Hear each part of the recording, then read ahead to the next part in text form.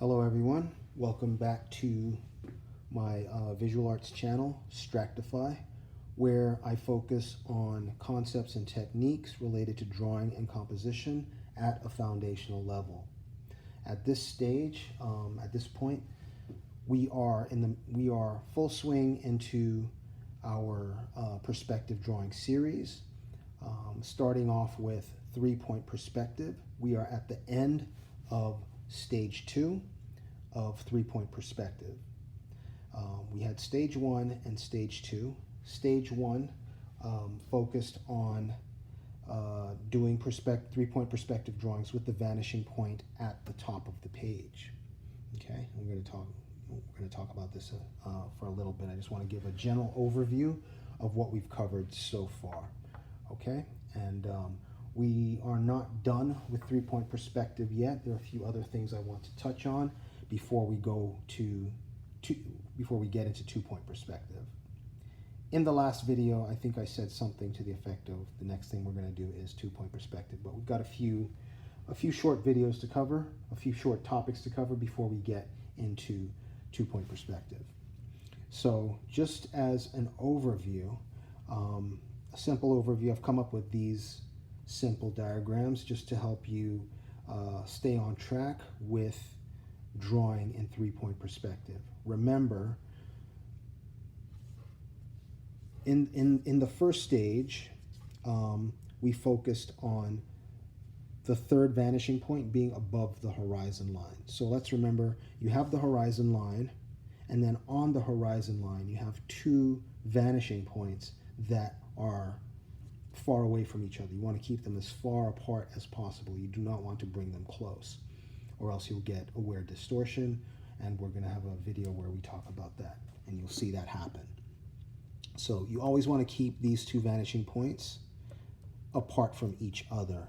And the reason why I have these diagrams in these like 4 configurations is just to show you that your third vanishing point, which should be high above the horizon line, to the point where sometimes you might even want it to go off the page. You want that as high as possible. You can have that positioned anywhere along the top. Okay, so I'm just showing different configurations of where you want to position your vanishing point, your VP3, or whatever you want to label it. All right, let me bring this down a little bit. All right, so basically just remember just a simple visual to help you keep track of how to do 3-point perspective, or what to do with 3-point perspective, is to have this kind of triangle with the vanishing point at the top, and this will give you a worm's eye view. So basically, if you want your drawing or your image to look like somebody's on the ground, or somebody's standing on the ground looking up, or even laying on the ground looking up, this is sort of the model that you will be going for. Okay?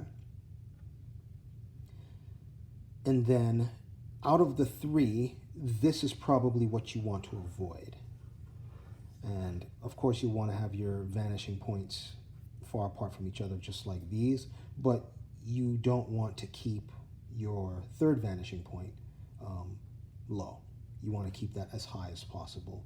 The only way I would use this is if, or the only way you'd want to use this is if the stuff you're drawing is really tiny, and as a result of being tiny, it's still far away from the third vanishing point.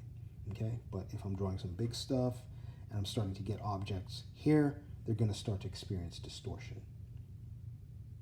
So just remember that this triangle sort of defines the space that you want to keep your objects in. The minute your objects start to get closer and closer to these vanishing points here, they're going to start to distort, and then they'll really distort when you get past them. Okay, and then the closer and closer your objects get to this top vanishing point, the more they'll distort. Okay, conversely,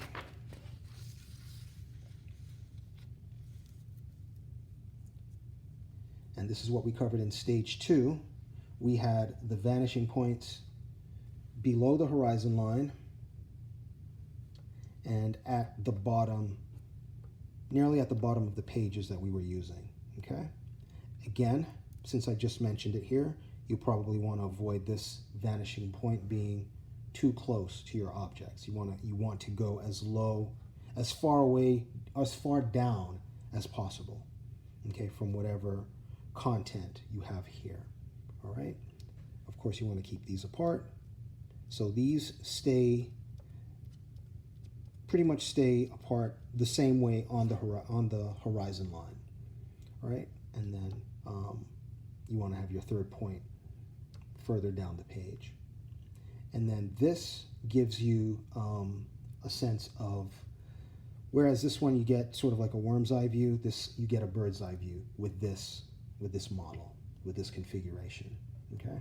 So, so whenever you want to draw something that looks like maybe you're flying or a bird is looking or you're falling and you're looking down to the ground, and you want to create a composition to get that effect, this is the model you're going to go for. All right, so I just wanted to go over that. You can go through the video and get a screenshot of this, or I think I'll put a PDF. Put a PDF in the description for you to download this and just use it.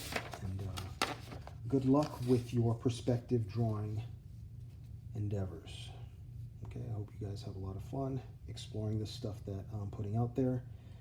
Leave any comments or questions down below, and I will see you later. This has been Stractify. You take care.